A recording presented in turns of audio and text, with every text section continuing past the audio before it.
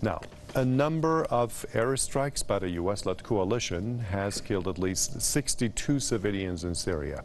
The air raids struck the villages of al-Susa and al-Bubadran in al-Bukamal region of Dayr Al-Zawr province. Dozens more have been wounded.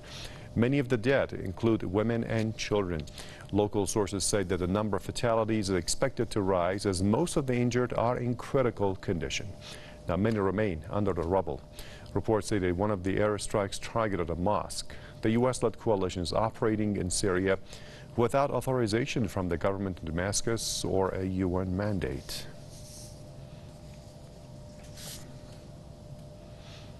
Now, from Damascus, the Syrian capital, I'm joined by our correspondent there, Mohammed Ali. Good to have you with us, Mohammed. Again, another airstrike by the U.S.-led coalition and innocent civilians getting killed. Tell us more about that.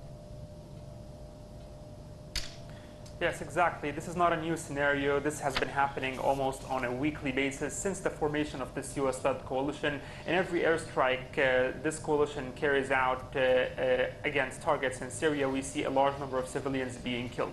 Now, what happened is that, according to local sources, in the past 24 hours, the U.S.-led coalition carried out 3 airstrikes on the 2 towns of al-Susa and al-Bubadran, about 140 kilometers southeast of Dayr Al-Zawr on the borderline with Iraq. The result was the killing of at least 62 civilians, mostly women and children over there. This happens just about 3 days following a similar also airstrike by the U.S.-led coalition on that same town of al-Susa. Now, the Syrian Foreign Ministry sent 2 letters to the United Nations saying that this is a war crime and a crime against humanity. Also, the Foreign Ministry said that this crime proves that the goal of the U.S.-led coalition is not to fight terrorism, but in fact kill as many as possible of the Syrian people. This is according to the Foreign Ministry. This is also similar to statements made to the comments made by Foreign Minister al-Muallim just a week ago in a press conference when he said that the U.S.-led coalition is fighting everything in Syria except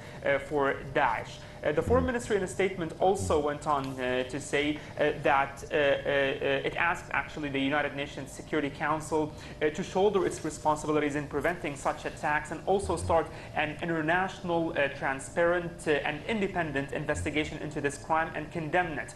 The Foreign Ministry also concluded by saying that and asking the United Nations Security Council to end the presence of the U.S.